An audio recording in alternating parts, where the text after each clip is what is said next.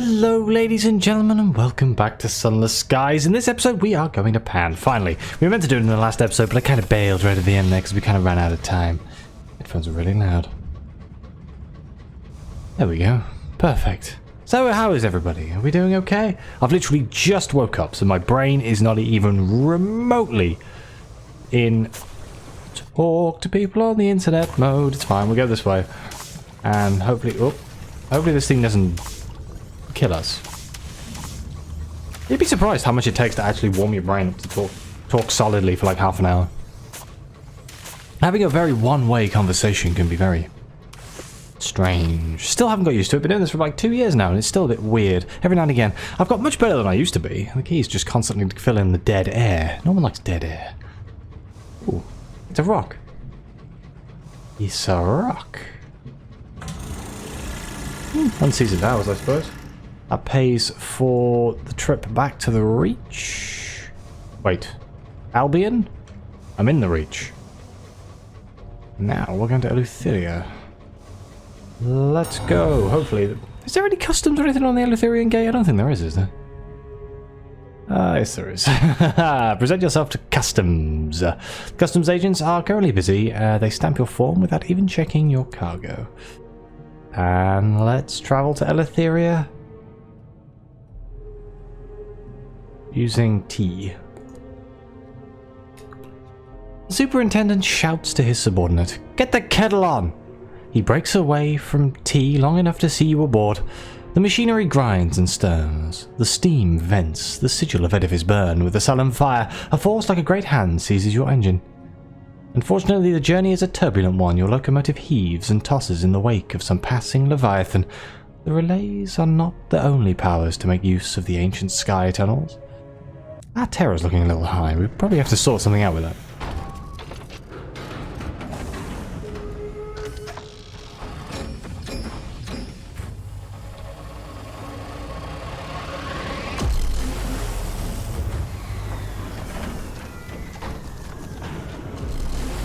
And here we are in Eleutheria. Right, now from what I remember, we can go to Achilles for the Clay Conductor. Well, Achilles is right here. But I think going to Pan for the terror loss or terror reduction is a more prudent plan. So, let's go that way. So, anyone who's been on the internet recently, and by recently I mean like over the weekend, realised that I've been playing a lot of The Last of Us 2, and apparently people hate it. And I don't know why. Well, I know why. A lot of it's to do with the character design and story developments and things. But, oh no. Full steam ahead. Uh-oh. Uh-oh. Uh-oh. Uh-oh. Hey, you just killed each other? Hey, carry on doing that. I don't care. What was I saying? Oh, keep going. I don't want to deal with this right now. I hate Eleutheria. It's the most terrifying place ever. Other than the Blue Kingdom, but we don't talk about the Blue Kingdom. Yeah, the hatred for Last of Us 2. I've been playing through The Last of Us 2, and I'm about 16 hours in, I think, and that's my sort of 16 hours. You might not see it on my channel, but when I play it on my own, I'm very thorough. I look at everything, I read everything, I do everything, and I'm that kind of person. And it was going really, really well up to that point, and then I don't like the way the story went. It's like all of a sudden they're expecting you to... The main antagonist, I'm going to try and do this as spoiler-free as possible, but the main antagonist throughout the game, they try to humanize the antagonist. It's a bit late. I've just spent the last 15 hours hating them. And it's, I don't know, it just seems a bit meh. I'll keep going, carrying on going. I was talking about it in my stream on Saturday. I am going to carry on going. I'm not going to just suddenly bin the game, say it's rubbish. The story may turn itself around and become one of my favourite games of all time, but weird choice. That's all I'm going to say. A single candle burns in the cave entrance, not to offer light, but to deepen the darkness beyond. The hermit's puckered skin is a mass of fungal blooms and a purple-leafed flowers of twilight. They tend to them with a silver of obsidian, delicately carving weeds from their flesh. Let's trade some... Ooh, a crimson promise. I do like Crimson Promises. Let's do this. Their secrets for yours. Oh dear lord. That might not have been the smartest move I've ever made. The hermit cuts a purple flower from their shoulder, licking the blood from the stem.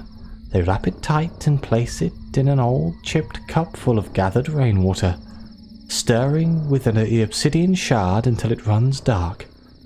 They offer it. There is no refusing.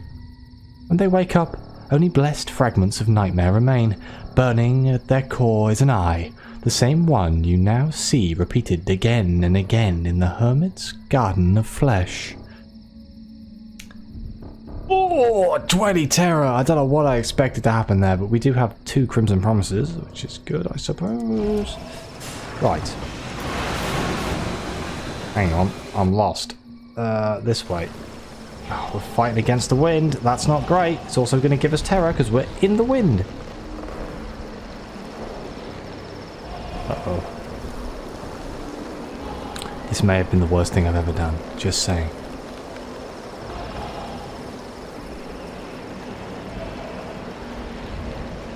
Now I'm going to ride the bloody wind. Screw this. Full speed ahead.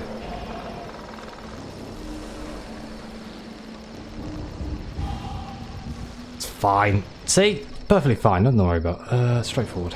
Okay, we got this. We got this. We got to cut a shorter path as humanly possible. Otherwise, we are going to end up with a check that's probably going to kill the captain.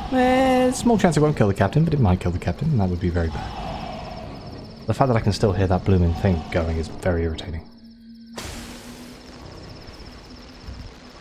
94%? We got this far with the aid of the wind.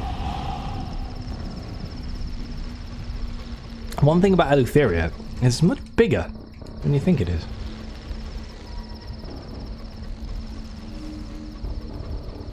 Scope? Yeah, free supplies.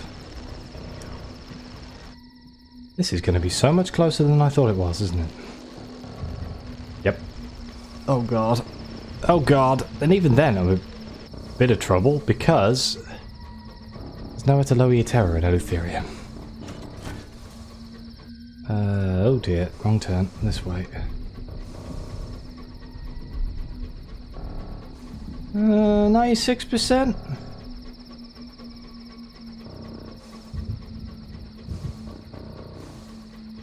Still at 96%. Does it stay at 96% as long as I'm close to par? That would be nice.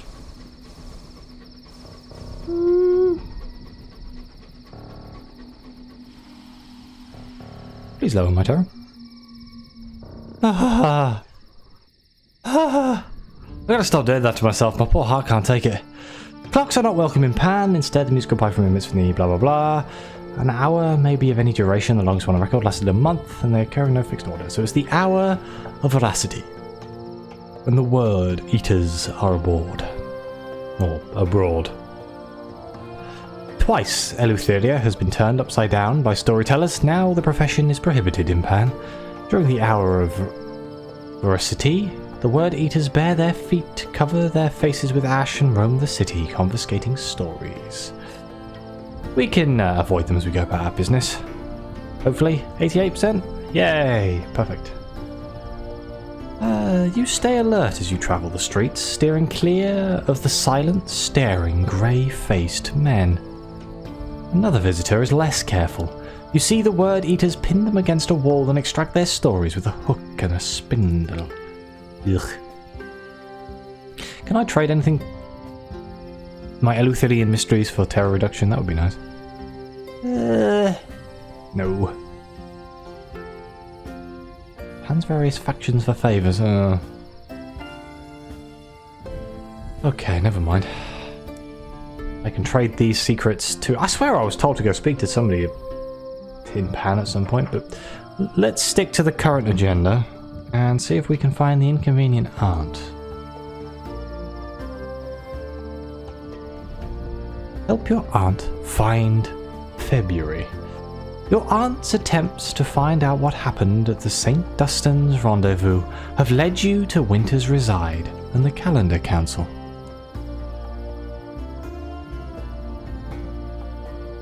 I've sent back the card. She's expecting us, your aunt says, leading you through the tumbled ruin of Pan, limed by pale moonlight. She's sending a coach. We're to wait here. Your aunt rummages in her handbag as you wait. Boiled sweet, she says, hopefully. It looks as if it could crack your jaw. Suit yourself. The only sound as you wait is the crunch of the sweet. And then, slowly and silently, a black carriage appears through the mist. The masked driver bids you enter the cabin. Your aunt does not hesitate to get in.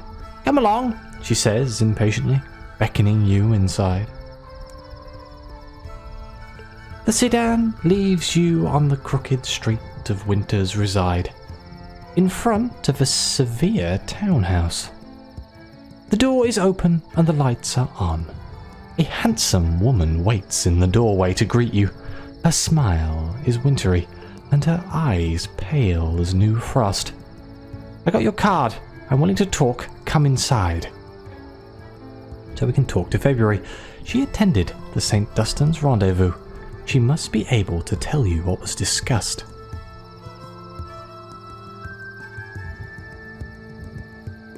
Afraid I can't be much help, old thing, February says as she ushers you into her parlour. White moonlight floods its great bay windows.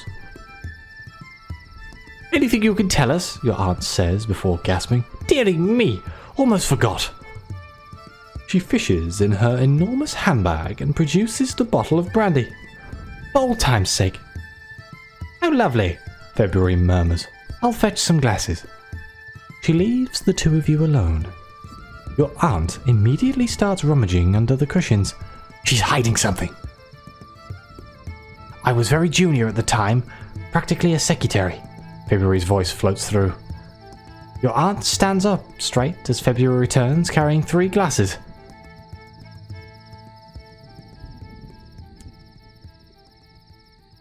February hands you each a glass of your aunt's brandy. London did approach us about building an unclear bomb. We had an enemy in common, the masters of old London. The Calendar Council helped make them an unclear bomb. We used it to blow up the sun. She shrugs. But that's ancient history. Not sure why you bothered me with all this. Still, shall we raise a toast to old acquaintances never forgot? You can raise our glass. The brandy is amber as the death of a son.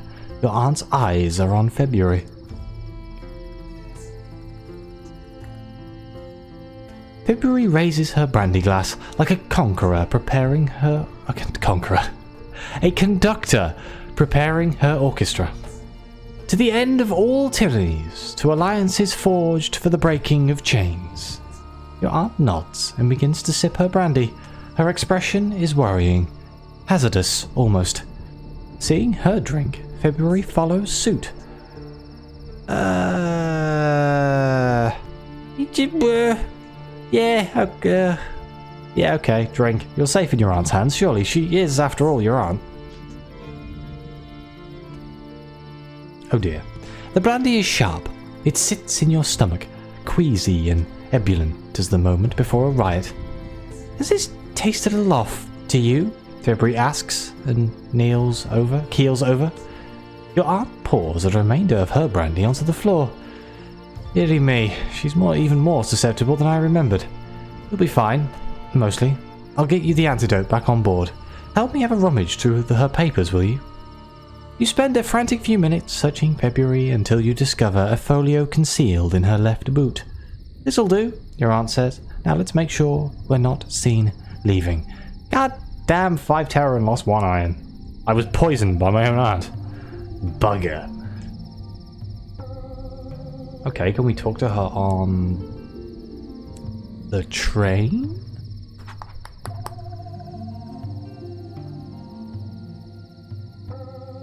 Help your aunt go through February's papers. Here we go. The secrets of St. Dunstan's rendezvous are locked behind a nigh impenetrable cipher. Piles of pages are strewn across her cabin. I've been impersonating February in some correspondence to get some more information, your aunt says in explanation. It's not like she's going to object. Working together, you discover the key to the cipher. Various calendars. From the Roman to the Revolutionary. From the documents, you learn that February knew that the final design for the bomb was held by Her Majesty's Privy Councillor. He died, and is now interned in the most serene mausoleum. If we could find those designs, we'd know for certain what our government agreed to, your aunt says. Okay, so we have to go back to bloomin' Albion, because of course we do. So, the Inconvenient Aunt, the next step, go to the mausoleum. See, we got this. But we lost 3 savage secrets. Uh-oh. I have no savage secrets left. That's not good. I guess I did spend 7 of them on the Crimson Promise. Oh, well, there's nothing else we can do here in Pan. So, I guess to Achilles for the Clay Conductor, assuming we can make it there without blooming losing all our terror here. I'm kind of upset there's like literally nothing I can do to lower my terror as far as I know. I guess we could go speak to one of the other council members, but or like the people around this place, but I don't think they have any options either. We have the smugglers, the heart catchers, and the revolutionaries. Achilles is just up there. I think we might be okay. Okay, let's try it. Let's try it. We have enough supplies and stuff. I think we'll be okay. As long as I don't... the problem is getting back from there. I mean, our terror is stupidly high, and without any way of lowering it, we're kind of in trouble. Hopefully there's a way in, Achilles. Hopefully. I can't remember. It's been such a long time since I actually spent any time here in Pan. Is that a wall I can't get through? I think I can get through there. I can get through the bridge. If I can get through the bridge, it's not so bad. Bargainer's Bridge. Yes, we can. Wonderful. There seems to be a distinct lack of music. All I can hear is thunder. Oh my... frick! Let's just keep going forwards, yes. Oh, that wasn't great. Let me quickly mourn the dead. Ow, balls. Tripper for repairs. Ah, run, run, run. That bugger's quicker than me. I think we're okay. In hindsight, I probably should have increased my nightmares and reduced my terror by 50%. Just saying. May have been a slight misjudgment there, because I was too busy panicking running from the Scribe Spinster. But I think we'll be okay. I hope. Maybe. Well, you know, worst case scenario, we tear our eyeballs out and jump out of a window. Oh, bugger. Oh, bugger, bugger, bugger, bugger, bugger.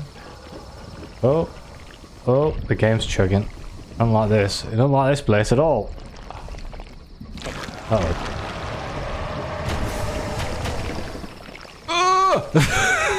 Don't know how the hell I dodged that. Run, run, run, run, run, run, run. I was really hoping one missile would be enough to end it. It was not. Oh, bugger, bugger, bugger, bugger, bugger. Evasive maneuvers. That's a straight line. Okay, I think we're okay. I think we're okay. I think we made it. Oh my god. Oh my god. Oh man, I'm really upset that one missile wasn't enough to take it down. Ooh. It's the menu music. Is it the menu music? I think it's the menu music. Either way, it answers my question and request for music.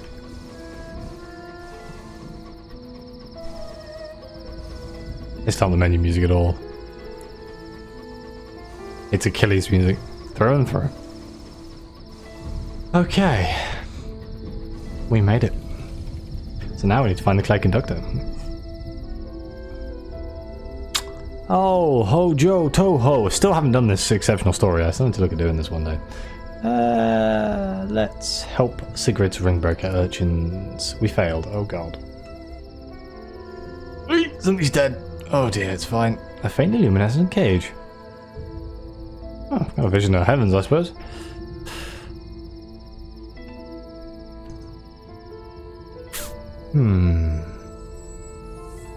Let's join the game with the Ringbreakers. Hopefully it'll lower our terror, not sure. A patrol is just leaving and you're welcome to join it. Once in the poisoned mists of the swamp, they lower their weapons and begin to play. You quickly find yourself in the middle of a game of hide and seek, filled with unusually advanced tactics. Thank God my terror has fallen. Don't know by how much. Your size puts you at a disadvantage against the Ringbreakers, most of whom are small enough to crawl through hollow tree stumps to hide in tall marsh grass. It doesn't help that they are far more used to the poison in the air. Nevertheless, they agree that for a grown-up, you weren't entirely rubbish. This is high praise indeed. Story of my life. Okay, the floating market. Let's compile a port report while we're here. May as well. Everything here seems to revolve around tea and spice, and the special blend made in the monastery that nobody you speak to appears to have tasted. We are not worthy of Midnight's flavour, they all tell you, through unsmiling faces, before offering you a special deal on some other blend or incense that they just happen to have.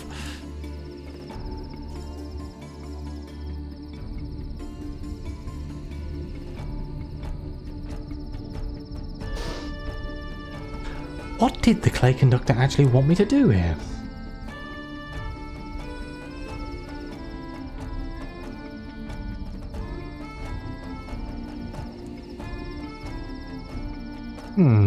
Happy traveller. Yes, he doesn't look up from a large volume of sheet music, slow hymns like the drift of continents made from the melody of plate shifting earthquakes.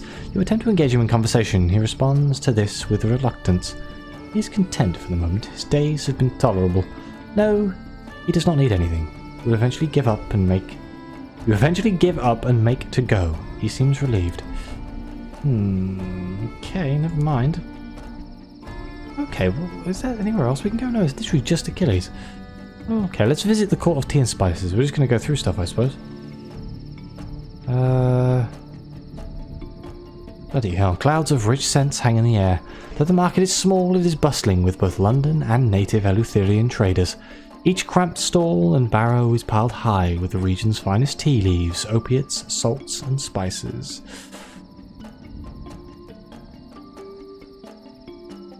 I don't think I need tea in bulk. We can visit Murgatroyd's Taste of Albion. Oh. Apparently I just guessed the right answer. Although one of the more professional-looking barrows in the market, the Murgatroyd's family special tea blends have gained little traction.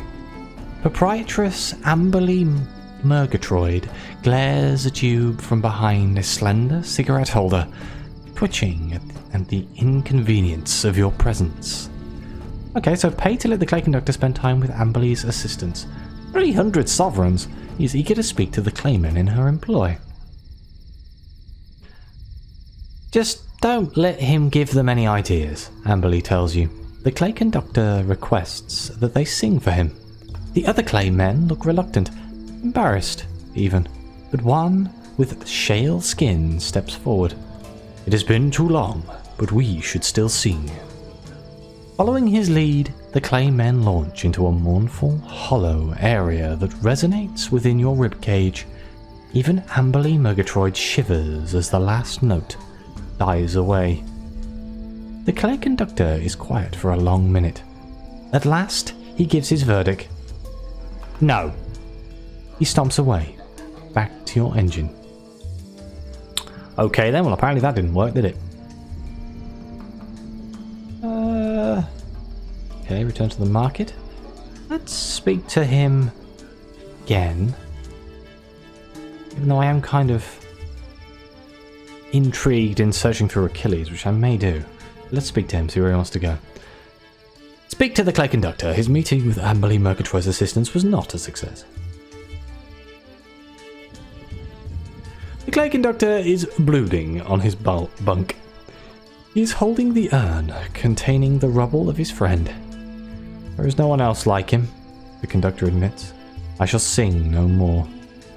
He lapses into silence and will not speak again. Perhaps he's right. Perhaps there is no one who can sing in the way the conductor wishes, but you have heard certain stories. You might just have an idea.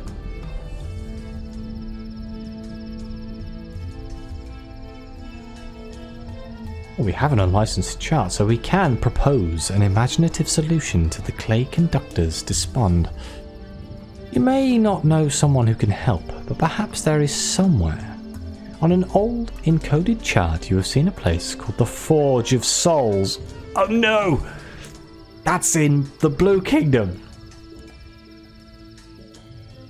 Together you pore over the chart and the superstitions of travellers and traders. You find reference to a Forge of Souls, a fabled foundry of the Blue Kingdom, where new people can be made. Your efforts have proved that the person the conductor seeks does not exist. Therefore, it is necessary to invent them. The conductor's eyes shine like lit coals. Yes, Captain, we will go there. We will make a suitable companion, one with a voice to match mine. He does not bother to mention other characteristics. So, okay, let's write this down. The next step in the Clay Conductor's quest is my biggest fear of the entire game. To return to the Forge of Souls in the Blue Kingdom.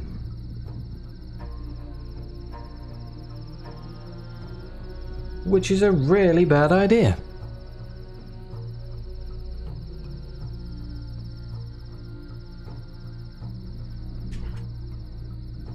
Okay, well, we did it. I am going to spend. What? We can seduce him?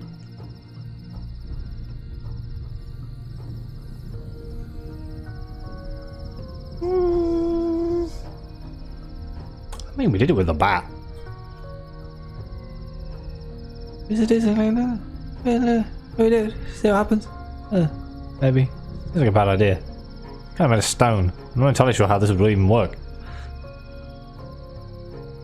Since you told him of the Forge of Souls, his opinion of you has soared. He might even like you. Oh wow. Amazing. If the Clay Conductor is startled by your suggestion, he conceals it well. He nods slowly and even smiles. He accepts on one condition. That you do not sing or play music. It would do nothing for the mood. To your crew here, word certainly gets around after you request a couple of engineers help fixing your bed. Is the Clay Conductor more fond of you afterwards? No. However, every now and then, when you meet his gaze, he has a sudden gleam in his eye. Oh god. Oh, amazing. Absolutely amazing. And on that absolute bombshell, I think I'm going to end the episode here. Thank you very much for watching. Please like, subscribe, let me know what you think. Your comments are greatly appreciated. And as always, I'll see you next time.